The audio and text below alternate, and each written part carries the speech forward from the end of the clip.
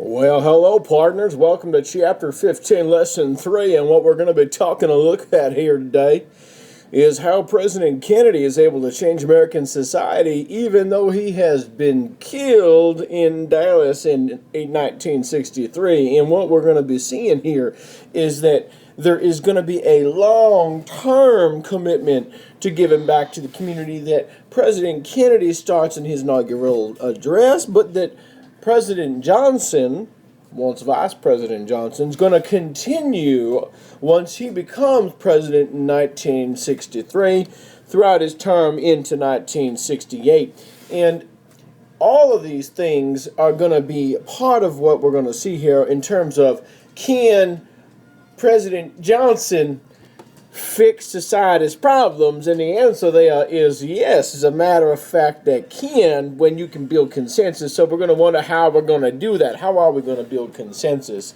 And the answer there is going to be the answer there is going to be because President Johnson's leadership style is amazingly intimidating and overpowering. And I think a great way to see this is just this wonderful image of President Johnson that we have right up here, right? I mean, look at this guy, President Johnson, here on the left. He's just, asking a question, right? And I'm just asking a question. I just also happen to be leaning into your face and totally overpowering you and freaking pushing you back to you're sitting on a table. But I'm just asking a question. That's all I'm doing.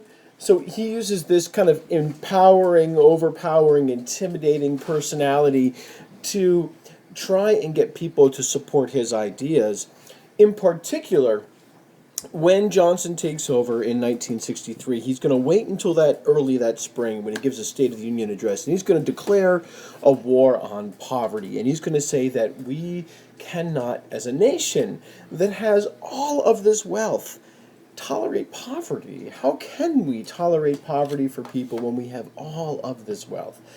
And Johnson actually has a history of this himself. He grew up in Texas, and he grew up in a dirt floor house. I mean, he grew up dirt poor, literally dirt poor.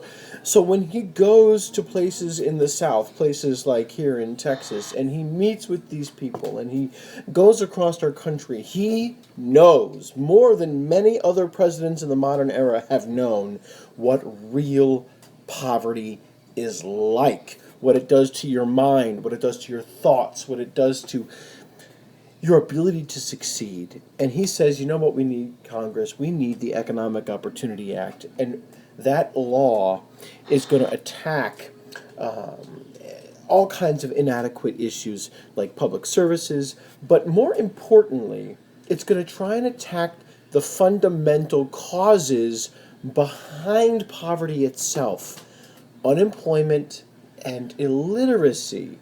Right, now think about this, right? We go back to the New Deal, right? The New Deal took a look at the symptoms of poverty: homelessness, no money, no job, can't buy things.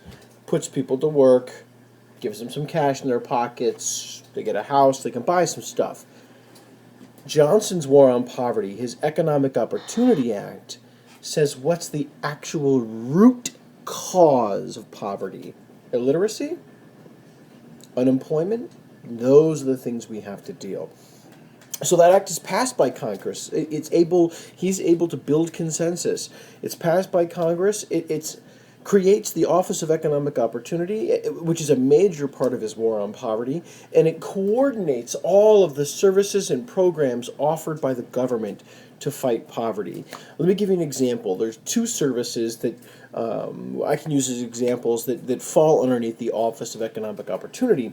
One of them is still around. Well, actually, both of these are still around today. One of them is the Job Corps. What it does is it provides programs for people that are young, 16 to 24, I believe, is the actual age range that it's in, to help those unemployed young people acquire job skills. Like, so you can see here, these young people who are part of the Job Corps had their job skill training in culinary arts. And there are all kinds of job skills trainings that you can obtain through the Job Corps as an effort to help you get a job, right? One of the root causes of poverty, unemployment.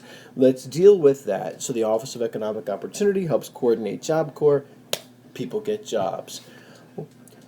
What about people in the communities themselves, right? Well, the Office of Economic Opportunity is also going to work with another program that is still around today called VISTA, the Volunteers in Service to America. It's actually called AmeriCorps Vista now, but it still is in existence, and VISTA today takes young people, just like it did back in the 1960s, and it puts them to work in poorer neighborhoods, whether in cities or in the countryside, in rural neighborhoods, it doesn't matter. You're going to work in these poorer neighborhoods, and you're going to be doing all kinds of things to help people. Like today, if you become an AmeriCorps volunteer for a couple of years, 27 kids will benefit from your tutoring. 890 hours of service you're going to be helping out with. 31 volunteers you'll recruit in your communities to have those people assist you with almost $10,000 raised for the communities that you worked in. And all of that is going to be done for just $10,000 of tax dollars for one AmeriCorps member. So the return on your investment is huge when we get these volunteers. These things will all continue, and many of them will continue on to the present day. And when America sees his efforts to kind of really improve society, Johnson is going to win re-election in 1964 when he runs for president as a Democrat against a Republican candidate, Barry Goldwater. So now the question is going to be, well, Johnson gets in for his own 4-year term, 64 to 68. What's he going to do next now that he's already started this war on poverty? And I think what we're going to see here is that President Johnson, once he starts that term in 1964, is going to be able to go beyond his war on poverty, and he's going to have this long-term commitment to giving back to the community by starting something called the Great Society. And when we take a look at this, what we're going to see here is that, yes, President Johnson does in fact help build consensus, but sometimes when we are able to do these programs that we have like VISTA, AmeriCorps, it can be hard to evaluate them, and we'll see President Johnson as he struggles to have this great society, this next step in American society. It's going to be hard for us to figure out which of these things is useful and which of these aren't. So here's what the Great Society is. The Great Society, once Johnson starts over and wins the election in 1964, is this idea where we should have an America that is, well, in his idea, in his terms, more perfect, more equitable, that the wealth should be attainable by all people, regardless of your race, regardless of your gender. So what you're going to see here is President Johnson turned to Congress and said, listen, we need several new programs, lots of programs, and I've only highlighted about 4 or 5 of them here for you in this video, because there's so many in the Great Society. But these programs are all designed to look at a group of people that are not treated well and find a way to treat them well. People that are oppressed, let's give them an advantage. People that are impoverished, let's make sure they've got a route to success economically, and so on down the line. So, one of the things that I know we've seen both FDR and even Teddy Roosevelt before that, Truman, right, and even Eisenhower a little bit, and Kennedy himself, one of the things that they all wanted was health care for the elderly, health care for the impoverished. Now, Johnson knew that he couldn't get national health care because Southern Democrats wouldn't vote for national health care. It would help too many African Americans. So what he does do, though, is he gets 2 separate programs through Congress, all designed for health care. One of them is Medicare, which is health care for the elderly, senior citizens. The other is Medicaid, which is health care for the poor.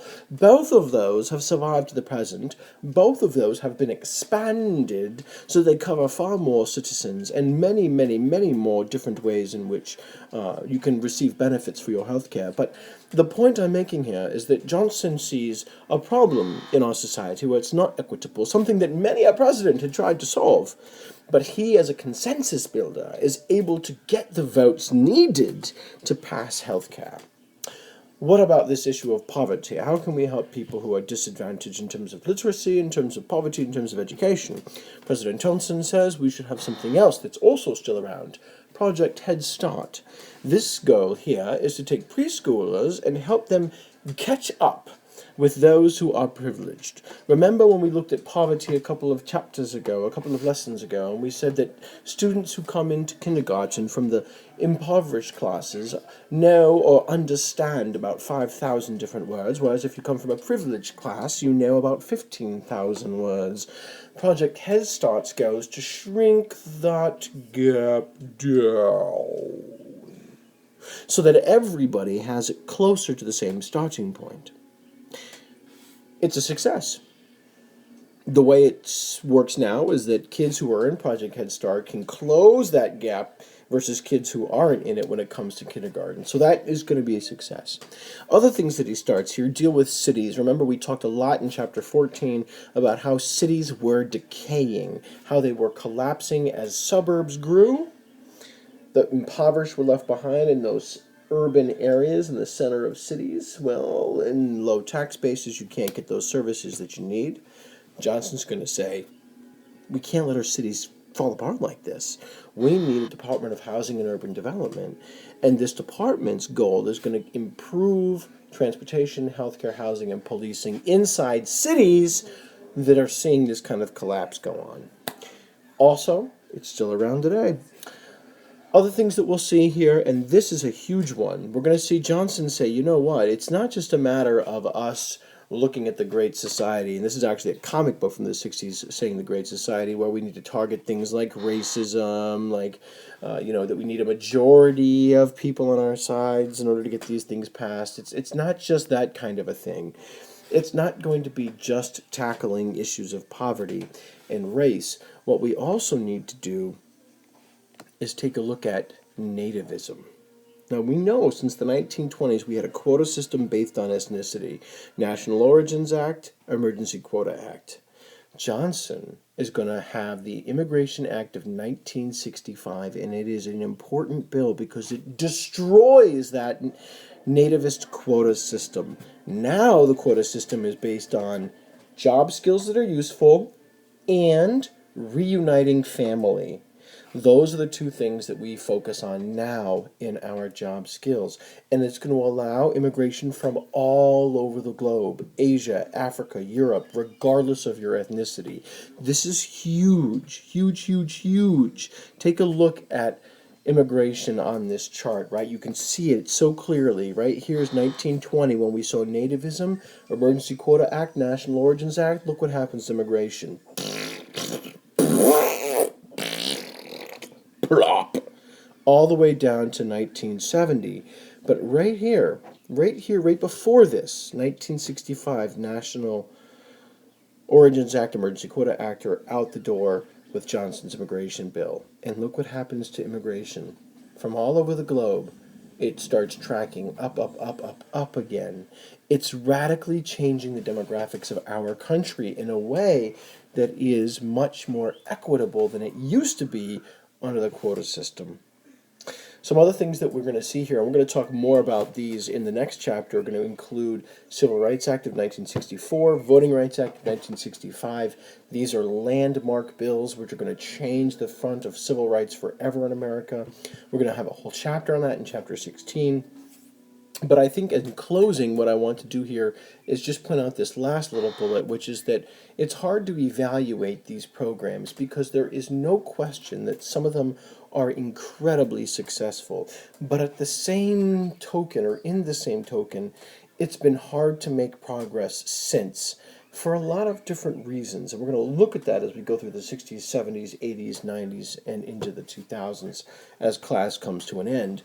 What is important to note is that right here, when Johnson makes his official War on Poverty start, and then his Great Society, between here and here is the largest decline in the poverty percent, the poverty rate, the percentage of people in poverty that our country ever saw.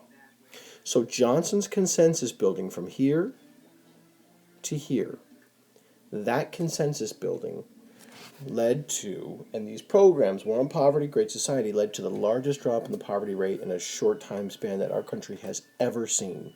That's a really big deal, and that's across all races. But you'll note what happens here. It flattens out, right? And it just kind of stays static. doesn't really go anywhere for the remaining decades since that point in time. So we're going to take a look at that, because clearly some of these things must have been successful, but they must not have necessarily been all the way successful. So they are hard to evaluate. They do grow fast, these programs, but they are certainly well received. If you asked anyone about these programs I've mentioned here, no one would want to see them cut in the present day. And so we'll do more work with this in class tomorrow.